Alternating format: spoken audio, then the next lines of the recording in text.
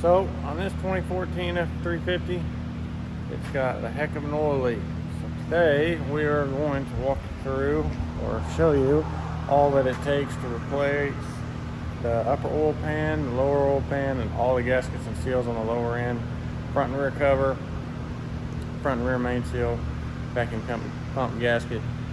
Basically, it's just a video to show how much work it entails on fixing these oil leaks that all these newer Super Duties are having, 6.7 Powerstrokes. So, I'll show you kind of what we got going on here. And you can see the lower pan's pretty soaked. Upper pan's pretty soaked. Typically, it comes from right where that upper pan meets to the block. So, all the way forward, you can really see. It's hard to be able to show where it's leaking. Front of the pan is fairly dry. So anyway, this truck is, excuse me, it's not a 2014, this truck's a 2015. Their oil pans are sealed anything from 11 and up, 12 and up, later half of 12, are sealed with silicone. Seems like the silicone is the Ford's using now is not that great. So it's causing us to have to fix a lot of oil leaks because of it. So we're going to replace this oil pan with a previous year model 1112 oil pan, and I will show you why. So here we have a new oil pan. A lot of people just seal them back up with new silicone. I've done that quite a bit, but what I'm doing now is just sealing them back up with a newer oil pan, and the reason for it is the O-ring. So that O-ring tends to take a lot longer to leak than silicone does. I've had to take lots of upper oil pans back out because silicone either didn't cure or it just didn't make a good seal. I've had to take a bunch of them out and redo them using Motorcraft silicone, all Motorcraft parts, and they still leak. So this is the easiest way I have found to fix it. The best way fix it where we're not having to do this twice. So go ahead and get into it. Basically, I take the cabs off on these to do the oil leak. I take the cab off and take the engine out. Some of them I'll put on my rotisserie, flip them over and reseal them that way. This one I probably won't. I'll probably leave it on the A-frame I have to pull the motors out. Engine, excuse me. And leave it up. This one's, I'm going to try to get done pretty quick, so I probably won't put it on the rotisserie. It adds a lot of time for me. So I will get the cab up, get it out, and so you can see a little better of where it's leaking and what we have to go through to fix it.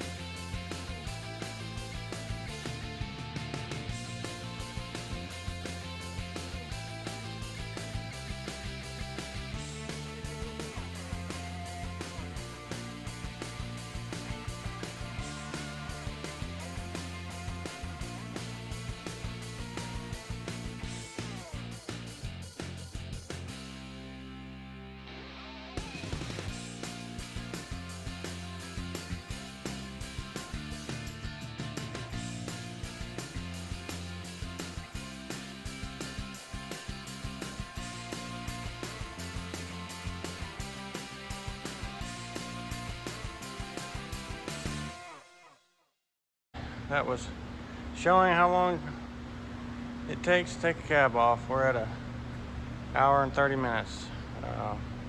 Not my fastest cab pull, but this is it. It's what the truck looks like as soon as you get the cab off. We got lots of stuff to take off, but not terrible. We get our downpipe off, start her off, fold our tranny line, or tranny dipstick over, take our fuel lines loose. Obviously, got to take your engine mounts loose. Fan shroud's got to come off. Take our radiator hose off. Go ahead and take the AC compressor off, and your fan accessory drive behind your fans. Your fan's sitting on. Got some lines up here, and that's why it's all hard to turn. Otherwise, it'd spin freely. But you saw I walked around and I took all these little orange, whatever they are, little cages that keep the cab bolts from falling. I have found over the years that if you leave those in, sometimes it will make the bolt cross thread. So I take all of them out and throw them in the trash. Some people may not, but I do. So you take the power steering line loose here. There's only a couple of things to take loose here. I have the Ford factory engine brackets to bolt to the back of the motor. So they will go right here and down in here. You may not be able to see it, but those holes there, those two. Put a chain on it, pick the motor up, take it out, and we'll get it up in the air and start to show you all that, show you where these typically leak. This particular truck is not leaking that bad. This is a customer that parks his truck in a concrete, in his garage, basically the concrete driveway, and he doesn't like seeing all of the little droplets of oil on the ground that's coming from the pan. So this one, like I said, not that bad. I mean, obviously it looks pretty bad right here, but it's not that bad towards the front. So we will get that all taken care of for him. This one will be much easier to clean as it hasn't even dropped any oil on the cross member yet. So a lot of the underneath of the truck is actually fairly clean. So this was really glad this customer actually brought it in before it was absolutely just pouring on the ground. So there's not going to be near as much cleaning involved, and be a good truck to start on to show, you know, what's all involved in doing this. A lot of guys, I'll say, a lot of guys, especially dealership, from what I've gathered, they take they keep the cab on when they do this job. They take the transmission out, and then they can get to the bottom pan. I've actually got a couple friends that do it that way. Some of them say it's faster. I don't do it that way. I don't like to work underneath the truck like that. So, at least for my personal opinion, I take the cab off and I get to take the motor out completely. It's much easier for me, and I can guarantee that I can get a good seal back when I put the new pan on. That way you can make sure it's perfectly clean underneath, and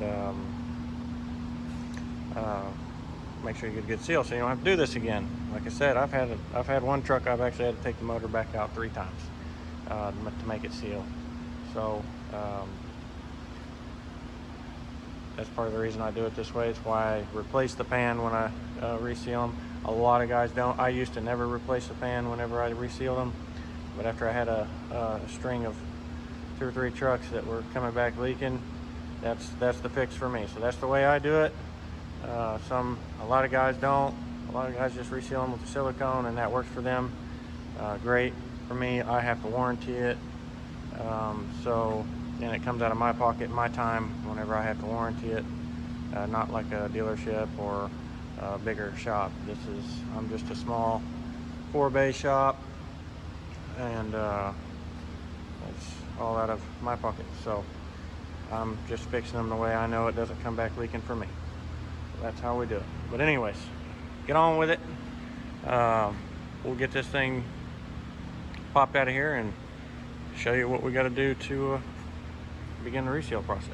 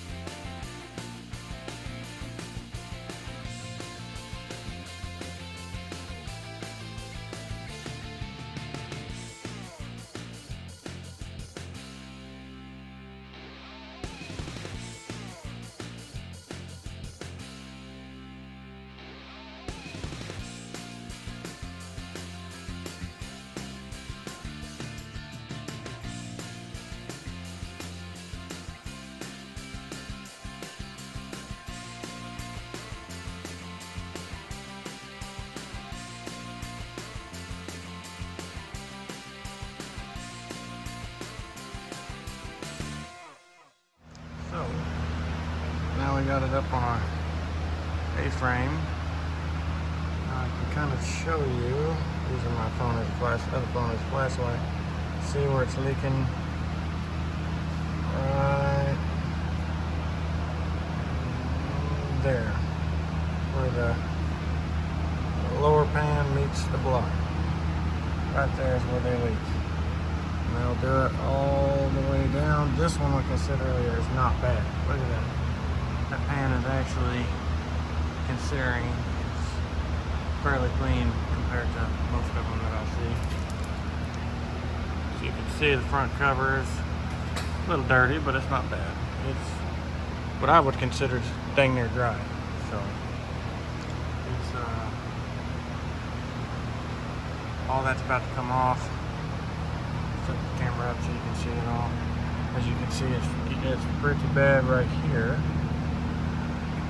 So this is the front of the engine where they leak. Once I get this radiator hose moved, is right there, right where the front cover meets the block and where the block meets the pan. So there's a little trifecta of surfaces that meet right there, and they always leak right there. So if you don't pull the front cover off, likely you're not going to fix your oil leak. So always take the front cover off, replace it with four gaskets, obviously in the front and rear mains, things like that. I go ahead and reseal the rear cover. I mean, hardly ever does the rear cover actually leak, or at least as far as I have seen, they don't usually leak. But we're here. We're going to take it all apart, do it right. That way we don't have to pull it back out and do it again. Obviously, I made a little bit of a mess down here, pulling the oil filter off, and I had to shut that bay door. Keep the wind kept blowing in and blowing the oil everywhere. So it is what it is. But see, all this is pretty nasty. It's alright though, it's fixing to get fixed.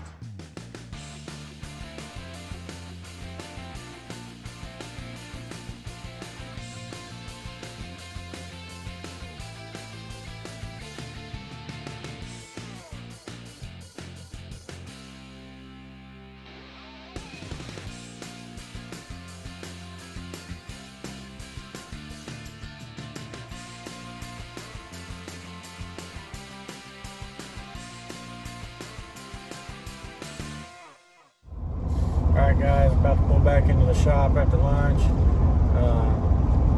Went ahead and stocked up on some Red Bull. We can get this thing done today. Get back here, I'm going to get everything cleaned up.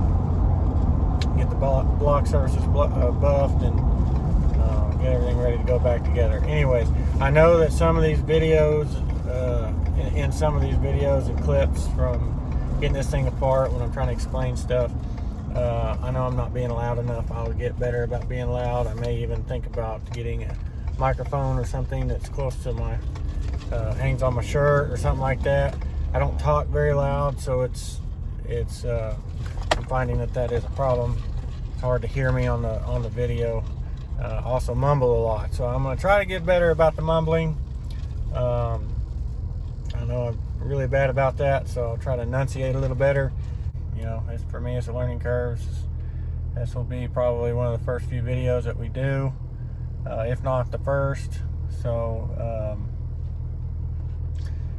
anyways, we'll get better as we go along. And as of right now, you know, these are going to be kind of just video logs of what it's like to be a younger guy that owns a small town shop, a small town diesel shop. So, we started about a year and a half ago, and haven't stopped since. It went from a couple trucks in the yard to 25-30 trucks damn near overnight. So I'm really blessed with that. I really appreciate everybody that's shared and friends that have shared our page and referred people, and it's really been awesome. It's been great. It's really incredible what only a year and a half you can accomplish, and we've just scratched the surface. We're barely into it, so we've got, you know, probably some some tough time ahead, growing pains and things like that, but that's okay. Just part of owning a business. So that's just kind of what this channel about is kind of starting a new channel along with starting a new business, and just showing how hard it can be and how great it can also be. Get to meet a lot of awesome people, a lot of cool people. You do get to meet some not so cool people as well, but that goes along with the territory. So as long as there's more good people that you got coming in and out than bad, then you're doing good, I think. So we're just going to keep plugging away, keep fixing trucks, getting them out, fixing them right. You know, at least in my opinion, we're fixing them right. And very little things have come back. I'm a person, I do not like doing things twice. I don't like looking at a truck twice and fixing the same problem twice.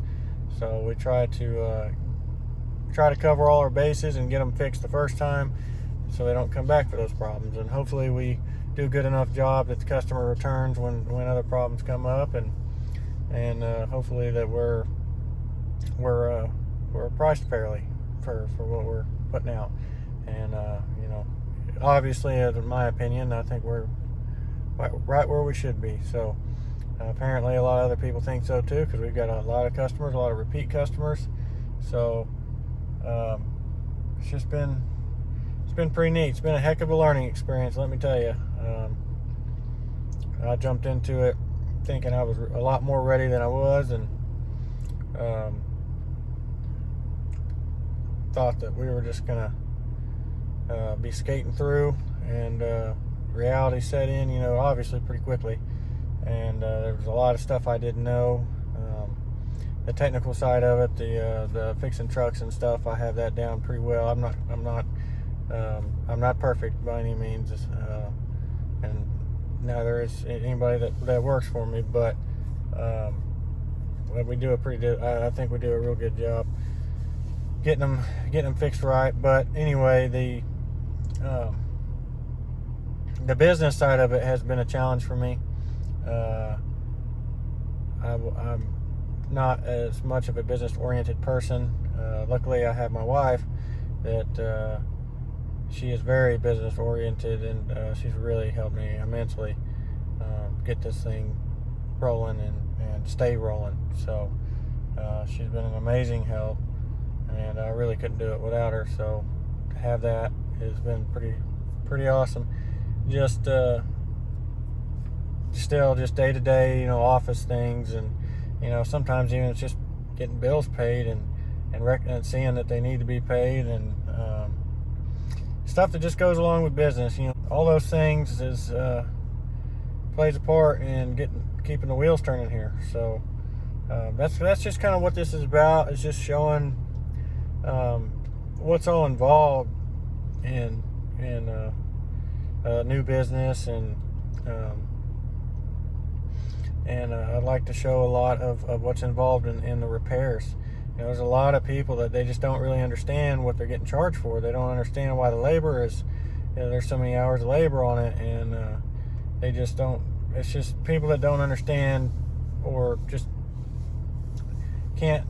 You know, you can tell them all day long all this work that you've done, but I don't know that they either understand it, or they maybe not believe you, or whatever. So I figured, let's start a channel and kind of show people what's all involved in doing this. I mean, there's a lot of work involved in almost every aspect of fixing these trucks, and maybe I can show some people, you know, show them a video of what all we had to do, and it'll make a little bit more sense now why we charge the way we charge, you know. So maybe give an explanation to some people, get some people better understanding, and it might also help some people on how to fix their own trucks. So you find some videos of ours, and I'm going to try to do a little better. You know, this video will probably mostly be time-lapsing and just kind of a brief overview of what goes into fixing oil leaks. But we get enough people commenting and stuff and wanting a little bit more in-depth videos and really explaining and showing every step to taking an engine out, or taking a cab off, then taking the engine out, and either replacing a long block or show them exactly every step to every nut and bolt, every torque spec on to fix an oil leak, fix your like lower end reseal like I'm doing now. So we get kind of comments. Comment below and tell us what you think and what you want to see more of, more in depth or something like that. I will try to make sure that the next ones that come in and we do these jobs too, I will do a little better job of explaining what we're doing. This particular video is mainly just an overview. It's showing people where they're leaking and what we got to do to fix them.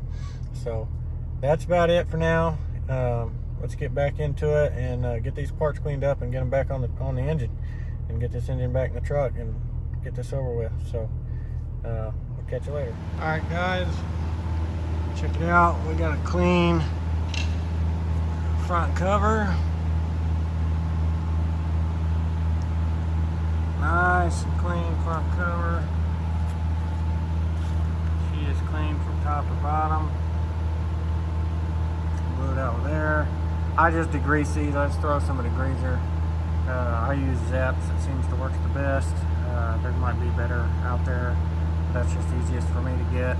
Something I can just run to Home Depot while I'm in there and pick a 5-gallon jug up. So that's what I use. I spray it with Zep and let it sit for about 5 minutes and come back out and pressure wash it. So that's how I do that. I cover up the oil pump on both sides to make sure I don't get any water in there. And then bring it out and blow it out real good with a air hose. Get it dried off. But when they got a nice clean back side of the front rear cover, we got a good clean oil cooler.